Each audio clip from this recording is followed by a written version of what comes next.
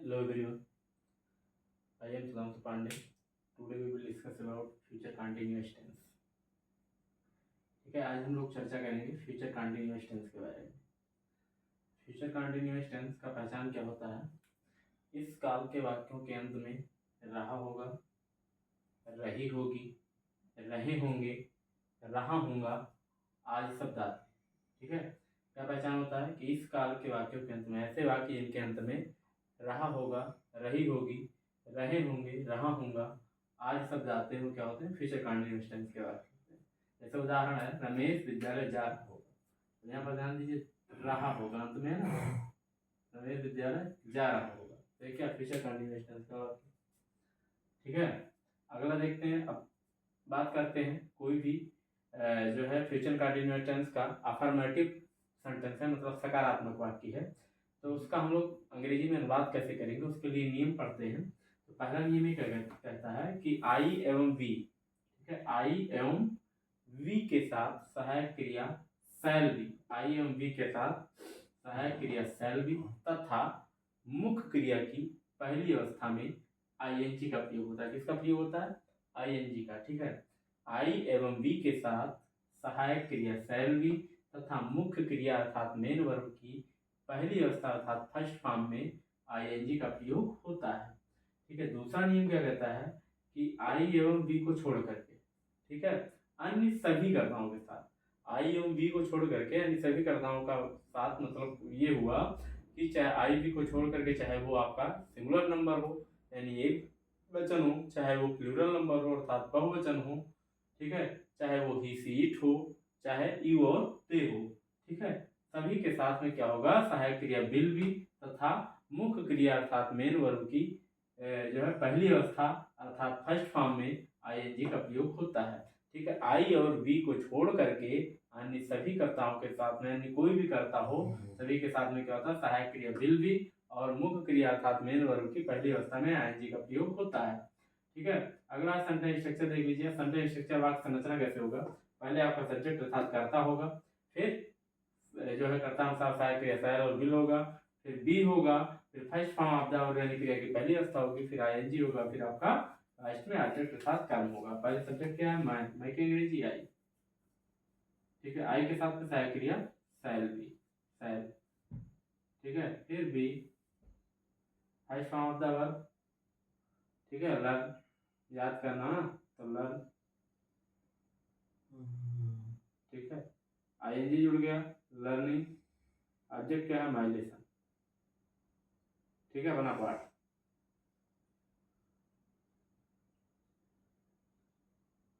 I shall be learning my lesson, मैं अपना पाठ याद कर रहा हूँगा।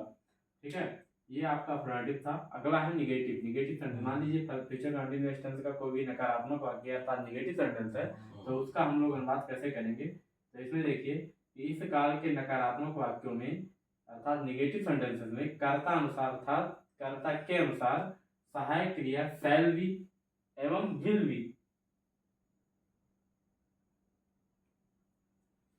सहायक क्रिया शैल, सहायक क्रिया शैल और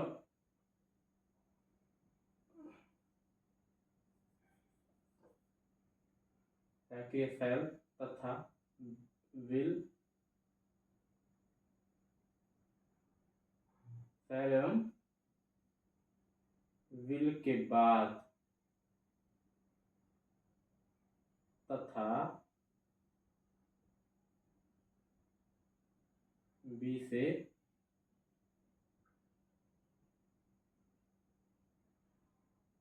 पहले नॉट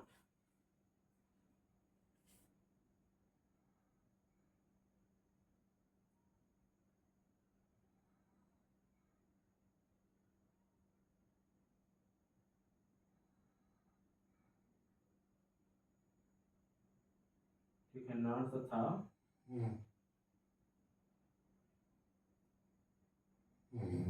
नॉट तथा मुख्य क्रिया की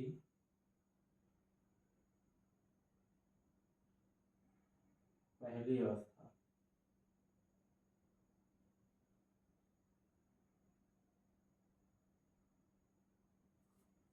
मुख्य क्रिया की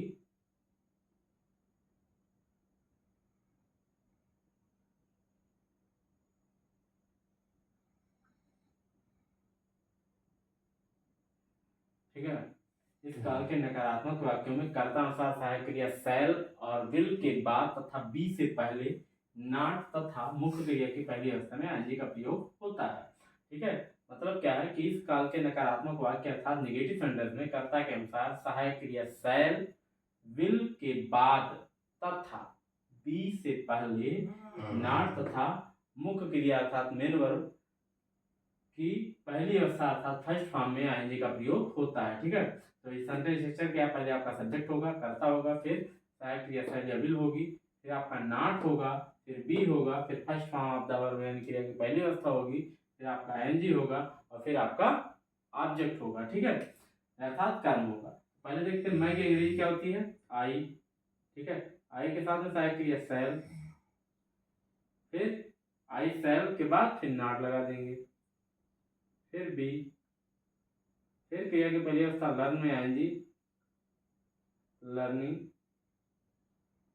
फिर ऑब्जेक्ट क्या है माई लेसन।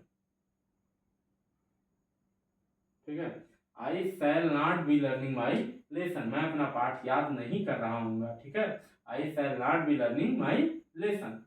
ठीक है, अगला अब निगेटिव भी आप लोग समझ गए। अगला हम जो लोग चलते हैं इंट्रोगेटिव अर्थात प्रश्नवाचक वाक्य में। तो प्रश्नवाचक वाक्य मान लीजिए कोई परिचय कंटीन्यूअस टेंस का कोई इंट्रोगेटिव सेंटेंस है, तो उसका हम लोग अनुवाद कैसे करेंगे उसके लिए नियम देखते हैं। पहला नियम ये कह रहा है कि यदि वाक्य क्या से प्रारंभ हो रहा है, वाक्य से प्रारंभ हो रहा है, वाक्य की शुरुआत क्या से हो रही है। ठीक है, तो कर्ता अनुसार अर्थात कर्ता के अनुसार सहायक क्रिया शैल या विल को कर्ता से पहले लिखते हैं। ठीक है, तो सेंटेंस स्ट्रक्चर देखिए, पहले आपका शैल विल होगा, फिर आपका सब्जेक्ट अर्थात कर्ता होगा, फिर बी होगा, फिर first form of the verb यानी क्रिया की पहली अवस्था होगी, फिर आपका आईएनजी होगा, फिर ऑब्जेक्ट अर्थात कर्म होगा, फिर आपका क्वेश्चन मार्क होगा। ठीक है, तो अब यहाँ पर देखिए आई के साथ में शैल लगती है तो पहले शैल लिखेंगे। ठीक है, शैल के बाद आई,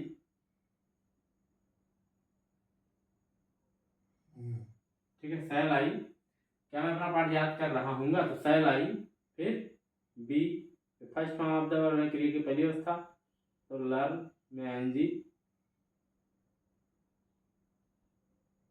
फिर ऑब्जेक्ट क्या है माई लेसन, तो क्वेश्चन मार्क। ठीक है, shall I be learning my lesson, क्या मैं अपना पाठ याद कर रहा हूँगा। ठीक है, अगला दूसरा नियम कह रहा है कि यदि प्रश्न सूचक शब्द यानी क्वेश्चन वर्ड वाक्य के बीच में आए तो सबसे पहले इनकी अंग्रेजी लिखें। इनकी अंग्रेजी का मतलब हुआ कि क्वेश्चन वर्ड अर्थात प्रश्न सूचक शब्द की अंग्रेजी लिख करके कर्ता के अनुसार सहायक क्रिया शैल या विल को लिखेंगे, फिर तत्पश्चात कर्ता को लिखते हैं। ठीक है, तो क्या कह रहा है, मतलब मीन्स क्या है इसका कि यदि प्रश्न सूचक शब्द वाक्य के बीच में आए, ठीक है, मतलब क्या कब कहाँ क्यों कैसे ये जो है वाक्य के बीच में आए, तो सबसे पहले इनकी अंग्रेजी लिख करके अर्थात प्रश्नसूचक शब्द की अंग्रेजी लिख करके कर्ता के अनुसार सहायक क्रिया शैल या विल को लिखेंगे और फिर कर्ता को लिखते हैं। ठीक है, तो सेंटेंस स्ट्रक्चर कह रहा है क्या, देखिए क्वेश्चन वर्ड पहले, फिर शैल या विल होगा, फिर आपका सब्जेक्ट अर्थात कर्ता होगा, फिर आपका बी होगा, फिर first form of the verb यानी क्रिया की पहली अवस्था होगी, फिर आईएनजी होगा, फिर ऑब्जेक्ट होगा, फिर लास्ट में क्वेश्चन मार्क होगा। जैसे मैं अपना पाठ क्यों याद कर रहा हूँ, तो क्यों की अंग्रेजी वाई, वाई के बाद में सहायक क्रिया शैल, फिर आई, फिर बी, लर्न में आएंगी लर्निंग माई लेसन।